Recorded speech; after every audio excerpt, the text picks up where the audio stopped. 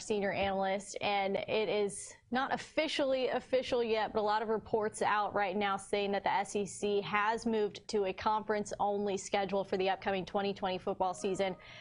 Mike, just immediate thoughts when you hear about this? Well, first of all, it is confirmation that college football will be played. Now, something could happen between now and then. Yeah. We're talking about a month and a half before you start the season. It's now going to start about 3 weeks later than it was supposed to start. That gives more time for these teams to work out and see if any problems develop, you know, as football practices take place. But it is football. Now, some fans are going to say, okay, conference only. That takes away 4 non-conference games, 3 of which might have been winnable, and you're replacing them. And we don't know this for sure, but it looks like the 2 teams that will be added to Arkansas's schedule in the SEC are Georgia and South Carolina from the East. Georgia's no favors to the rest, no favor to the Razorbacks. South Carolina may be a winnable game. Some fans are going to say, and I've already been reading this on message boards, oh, this is awful. You know, now every game you play, you might go over. You might not win a game. Well, you just got to take that chance. Yeah. It's much better than not playing at all. Some of the big questions some people are going to have is why, if the ACC announced this conference, 10-game conference plus 1 schedule yesterday, which means each of those ACC teams could play a non-conference game. Right. Why did the SEC not do that? Why did they make it 10 games only? And apparently, according to sources that were discussed on the SEC network on the Paul Feinbaum show, in this discussion that the SEC ADs had yesterday with the conference commissioner, they were very concerned. You're eliminating non-conference games, games like Nevada, for instance. If you don't play that game, you've got a contract to play it.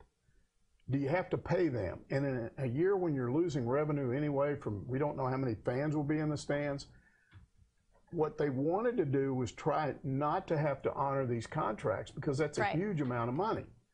Well, the feeling is that if you basically announce we're doing this because of a disaster, and there is language in these contracts that allows for that, allows for you not to play a game in case of some kind of national emergency. So you can do that and probably be on good legal ground, but not if you agree to play one of them, but not the other 3. So I think that when this is all said and done, we're going to find out that they basically eliminated all conference games because they did not want to open their conference schools up to that liability if they try not to pay for these non-conference games that they're now not going to play. But, you know, like you said, it's still football in some form or fashion, and I think fans are definitely excited about that. Maybe not the season you wanted it to, but at least, you know, the players are going to be out there on the field. It's just going to look a bit different. Well, again, during this whole pandemic, this whole thing, which started back in April and carried us through the summer, there have been some saying all along, no, it's not going to happen. They're not going to play. You guys are crazy.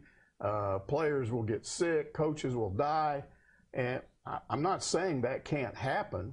It's still, we haven't played yet, so maybe you would get some players sick. The data indicates that won't happen. Yeah. And for instance, just yesterday, we hadn't had any word on Arkansas in a while. Just yesterday, the University of Arkansas Athletic Department announced that it had tested everybody, all of its players, all of its staff members, all of its coaches. Everybody was negative. Yeah. And this is interesting because when they all opened up about a month and a half ago and had those strength and conditioning workouts, all over the country you saw schools with these almost mini outbreaks. Some schools would report 4, 5. Some of them had so many that they shut down. They shut down at, I think, Iowa State and Houston. Just, I think, a week ago, Michigan shut things down because they had a mini outbreak. Yeah. And so what it looks like has happened is that it's like anything else. When you're dealing with something you haven't dealt before, you have to adjust. And it looks like what a lot of these coaches did was when they had these problems early on, they got back with their players. They said, look, we're not going to lock you in jail, but you've got to be smart. You've got to know where you are and what you're doing and wear a mask and socially distance, and don't talk to somebody somewhere in a nightclub for 20 minutes because they might be infected, and the next thing you know, you're infected, and then you carry it to the team. So apparently all that worked, at least here at Arkansas.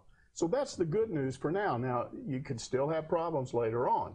One of the big questions, Tara, is what happens right now. What they've been doing is doing these walkthroughs. And you are face-to-face with guys across from you, but you can wear a mask doing that because you're not running. Right. You're not breathing hard. Yeah. When they start full-scale workouts, I can't see them. I don't know. I'm not there, but I can't see you doing this with masks on. No. So then it becomes a matter of how often do you test?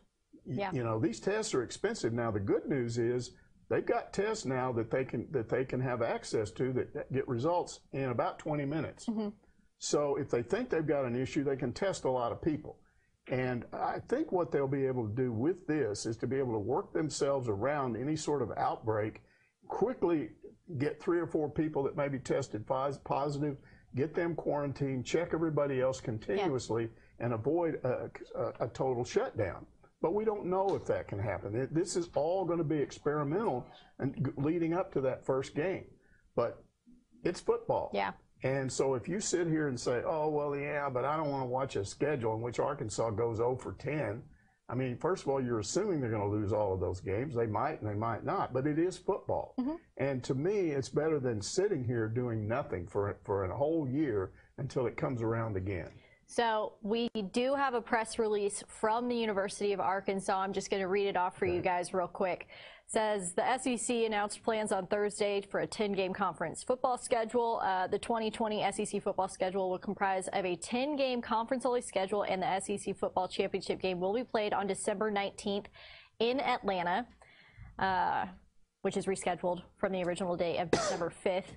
Now, this is a statement, I think, this is Vice Chancellor, yes, and Athletics Director Hunter Yurachek. He said, throughout this process, we have worked collectively and diligently as a conference to pursue the opportunity for our student athletes to compete in their respective sports while maintaining the health, safety, and well-being of student athletes, coaches, staff members, and fans.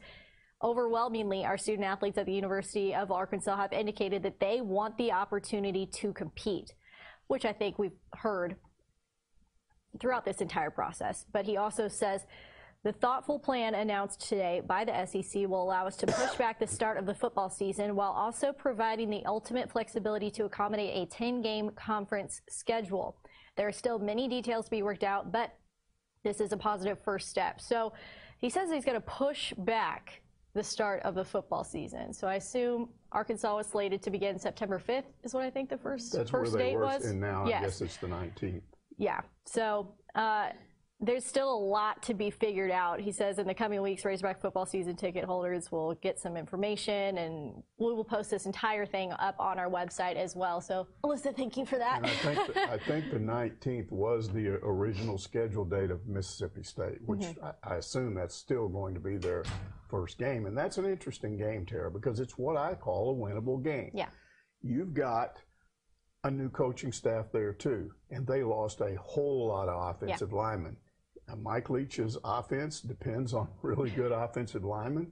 He's going to have a problem there, and the Razorbacks may have a chance to win that game. Now, here's another interesting thing. It will be at Mississippi State. Okay, but how many fans are going to be there? This is something we still don't know. Yeah. How many fans are going to be in the stands? No fans, 25% capacity. I can't imagine it be more than about 25 or 30%. When you reduce that stadium to that level, you take away all those cowbells. That is one of the tougher places to play in the league because of all that noise factor. Well, when you take most of that out of the mix, I think it makes it easier to win there. So for those of you saying, oh, they might go 0-10, well, right off the bat, we're going to find out a lot about Sam Pittman and his new staff, because to me, that's a winnable game. And here's the other part. You know, people talked about, well, wait a minute, we've got this new coaching staff, and they didn't get a chance to go through spring football, and they've got to teach all this offense and defense to these new guys, and or with new coaches teaching to the guys that are there, how's that going to work? Well, now you get extra time. Now you have a lot longer to go through. Now, I don't know what this will do in terms of when the NCAA will allow them to start having August camp. They may push it back. Yeah. But if they allow them to start the second week of August, then that gives you about 5 weeks to really hone your offense and your defense, and that would be good news, too, for Arkansas. And, I mean, something interesting, we talked with Hunter Yurachek a few weeks back, and he said that the overwhelming response he got from his student athletes in football was, please do not make us go through fall camp and then tell us our season is canceled. So that's good news for them. But also, I've got to say, we've got a debate going on in our comments right now, Mike, and I think you'd be interested in this one. Someone is basically saying that with sports people should stop worshiping sports right now. Basically, this is a pandemic and maybe focus on something better. Well, that's fine. There's no indication to me that anybody's forcing these athletes to play. Right. In fact, they were given the option. Every one of them were given the option. If you don't want to play, opt out. You can come back next year. You don't lose any part of your scholarship. Their parents had this explained. So far, none of them have chosen to do this. If you don't like this and you think this is bad, you're not going to the games.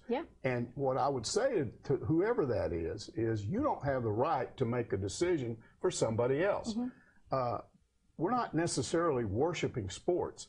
They're not doing this with clear indications that there'll be horrible consequences. I've gone over this over and over again.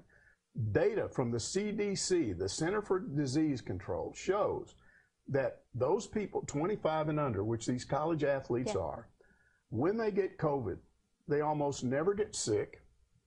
And there is only a few deaths that have been recorded nationwide, 25 and under, and almost every instance there was an underlying condition. So what they've done is they've tested these kids, and well, first of all, they've given them physical examinations to make sure they didn't have underlying conditions. Then they've tested them, and now they've gone through a continuous process where they're being tested and retested, and whereas they had at least, I don't know, at Arkansas, I'm told that the number was never more than 4 or 5 or 6, but it's now down to 0. So you're seeing them be responsible.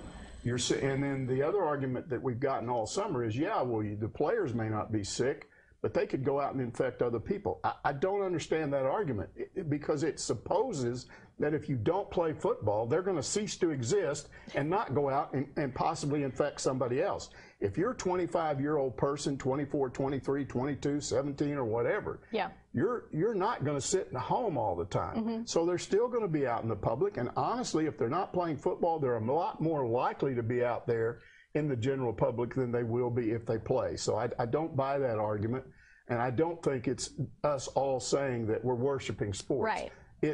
They've behind the scenes, a lot of people have put in a lot of time and effort, including doctors. They've had doctors advise them. They've had people from the CDC advise them on how to do this safely. And last time we talked with Hunter Yurchek, he said that they had only had, I think, less than 10 people, 2 staff members and the rest student athletes infected with this, and they all had very minor symptoms. Almost everyone had recovered except for one at that point when we talked to him.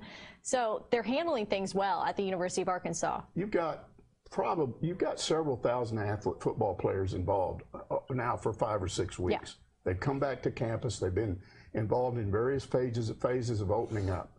But there's 2,000 or 3,000 at least. I'd have to sit down and figure it out. But there are thousands of athletes involved. There's not been one report of any of these guys hospitalized. And believe me, if they had been, we'd know about it, because there are people out there that want to push that idea that it's dangerous. So if we'd had it, we would know about it. I think the safety record is pretty good right now. I don't think that Greg Sankey would have approved this if he didn't feel confident that teams could play safely. We don't know what that 10-game conference schedule is exactly going to look like for Arkansas or any of the rest of the teams right now, but something that we've been talking about since yesterday is the Notre Dame game. I know everyone was really looking forward to that, and now Notre Dame is going to play along with the ACC teams, and they're only allowed 1 non-conference game. Doesn't really look like it's going to be Arkansas, especially now that the SEC is coming out with that. So definitely going to keep you guys updated on everything that's going on with this, so be sure to follow us on Twitter, Facebook. Be sure to check out our website, hogville.net. We'll have all the latest news on there. But for Mike Irwin, I'm Tara Talmadge, guys. Thank you so much for watching our Facebook Live.